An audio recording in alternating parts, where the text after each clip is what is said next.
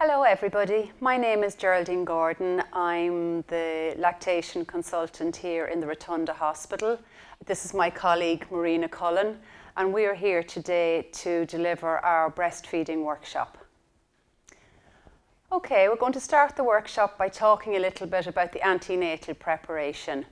The World Health Organization recommends that all mums breastfeed their babies exclusively for the first 6 months, and then with the introduction of solid foods to continue giving breast milk to babies for the first 2 years and beyond. When the baby is in utero, during your pregnancy, it's a great time for you to start connecting with your baby, reacting to baby's movements in utero. This is where you actually start noticing and responding to different movements, and it's the start of bonding with your baby during pregnancy.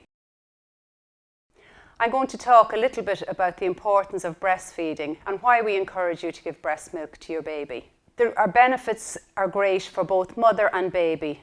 The benefits for mother are you start to bond and get to know your baby from the very first feed. It provides protection for you against certain breast and ovarian cancers. It helps to protect you against diabetes in later life.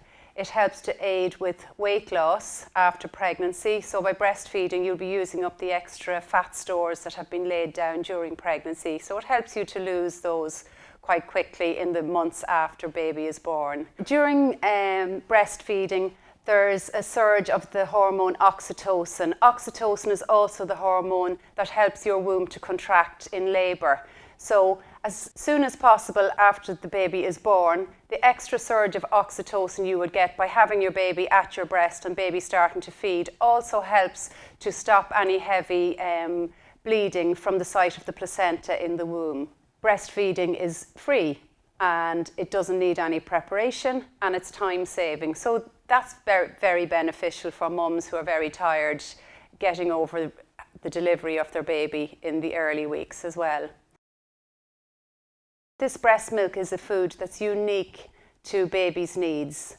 During pregnancy, the mother has managed to sustain and grow the baby in utero, and now mothers can continue to give all the vital nutrients that are specific to her baby alone in the breast milk. Breast milk is full of many different factors. There are over 350 different components in breast milk, and that's something that's very unique that only a mum can pass on to her baby.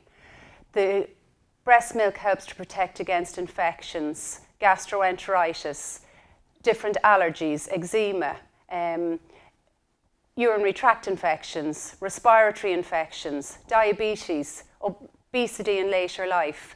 It helps the baby to be protected against cardiac conditions, against ear infections. Breast milk is brain food. It actually helps with the development of brain tissue. So by breastfeeding your baby, you're actually helping to set them up to have a higher IQ. And there's a lot of research that will show that children later on in school perform that little bit better because they've had breast milk. There are stem cells in the breast milk, and breastfeeding also helps orodental function. It helps to develop the teeth and gums to prevent less dental problems for the children later on. It's also very environmentally friendly because we don't have to cut down trees for packaging of formula, and it also saves a lot of money. Mums have to be fed, but they don't need anything extra to provide breast milk for their babies.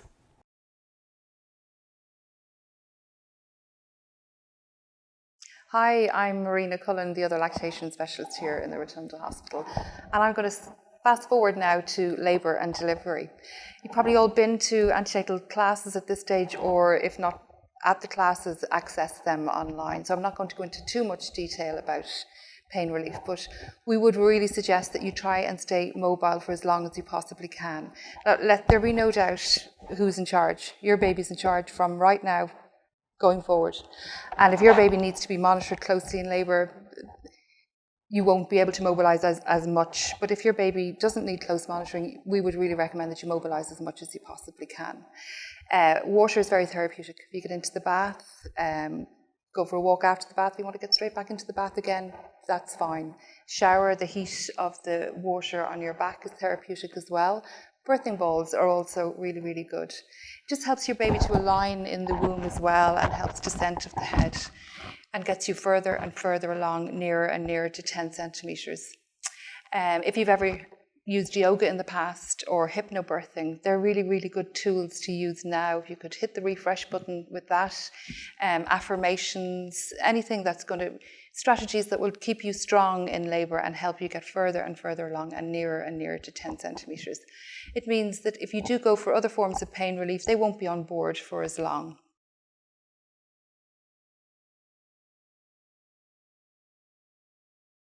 We're really going to fast forward now, and baby has been delivered. We're going to show a video at the end of this from Global Health Media. It's a really good resource, short video, it's just over 10 minutes long, and it goes into great detail about position and latch. So we're going to imagine now that your baby is delivered. Congratulations, everyone. So baby is born, and I'm sure you've all heard something about skin to skin, the importance of skin to skin. And it's not just that skin to skin is a nice thing to do, it is a lovely thing to do, but it's really, really important for your baby. If you imagine now you're in the womb, lovely environment, it's nice dim lights, warm amniotic fluid being carried around the whole time, lovely. Here's mum's voice the whole time, here's mum's heartbeat. Lovely environment for your baby. So womb, fabulous, out to the world. How can we mimic that as much as possible? So if your baby's held pure skin to skin, no vest on baby, no top on you, babies no skin and they no fabric and they want skin, they want mum skin. So if you hold your baby in what we call safe skin to skin, because the way you hold your baby is important, that baby's head is to the side, they can hear your heartbeat, baby's body is flexed, ear to your chest again. So again, if you imagine the heat is there, like in the womb, they hear your heartbeat, they hear your voice, it's hugely settling for your baby. So physiologically, it really stabilizes your baby. It stabilizes their heart rate, their breathing, their respiration. Your baby is nice and calm. If they're not in skin to skin, if they're a little bit worked up, they're burning up blood sugars, this basically keeps their blood sugars stable as well. So skin to skin is hugely important for your baby. So how do you know then about when your baby wants to have the first feed? So ideally the first feed should be in the first hour if your baby will oblige, and most babies will. First of all, how do you know that your baby actually wants to feed? Feeding cues are really important to look out for feeding cues, and we've got this resource is up actually on the HSE website, and it will be at the end of this talk as well. Early feeding cues are as subtle as your baby just moving, turning their head from side to side, blinking, pursing their lips. That's an early feeding cue. And that is the best time to lift and feed your baby.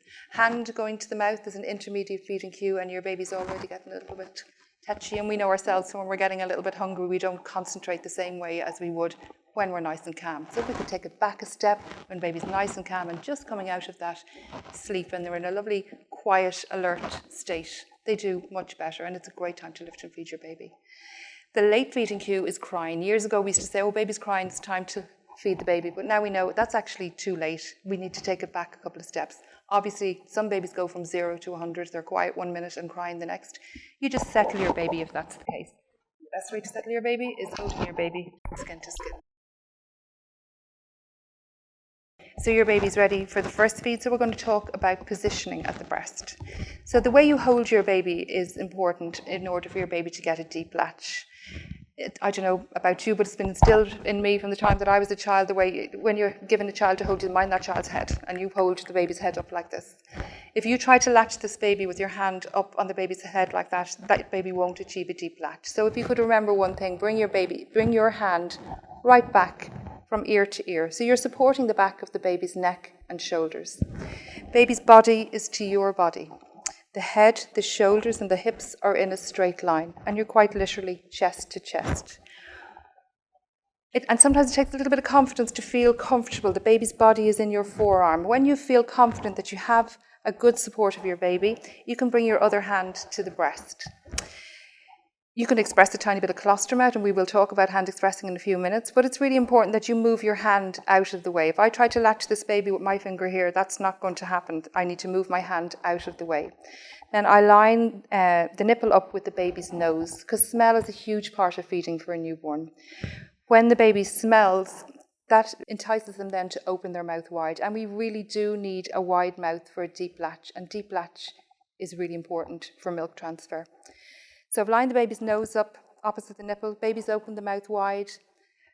That's the last bit. You really do guide your baby onto the breast. A lot of people are quite surprised because your baby will look like they're about to latch and keep rooting. You need to just do that last little bit of gentle guidance onto the breast. Now, how do you know that your baby is actually latched well? First of all, you should feel comfortable. You might feel a pull or a tug, but you shouldn't be sitting there curling your toes in pain. That means it's not a deep latch. If that happens, you gently put a clean finger in along the lower gum line of the baby's mouth, break the seal, take the baby off, and go for a deep latch again. So when the baby is on deep onto the breast, again, it feels comfortable for you. What do you see when the baby is feeding at the breast? Cheeks should be full, big full cheeks, no spaghetti cheeks. If you've got spaghetti cheeks, that baby's mouth is not full of breast tissue. So big full cheeks, and when the baby starts to suck, it will start first with fast sucks. Those fast sucks are non-nutritive sucking, but it's telling the baby, I'm here, and that's what Geraldine was talking earlier about the oxytocin. That's what causes the oxytocin to be released, the milk cells to contract, and the milk to be released. So when the milk is available then for the baby, the pattern changes. The baby goes into slow, deep bursts of sucking, and it's very obvious. There's a pattern and a rhythm to that sucking. And swallowing is the biggest indicator that milk is transferring. With colostrum, you won't hear swallowing. So look for swallowing. You might see it up around the temple, or you might see actually the baby physically swallowing. So I've chosen for this latch the cross cradle hold, but there's lots of different ways that your baby can latch. Your baby can latch in cross cradle, what's called the rugby hold. Same principles. Baby's head, shoulders, and hips are in a straight line. Nipple is lined up opposite the nose.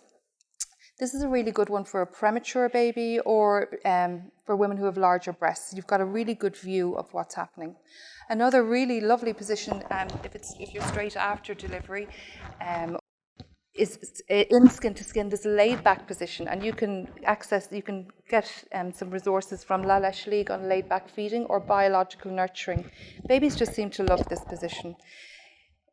They like boundaries. So for a start, if I leave this baby dangling, this baby's not going to be happy. So I can bring my leg up and just support the baby's bum here, or put a cushion to support the baby's feet.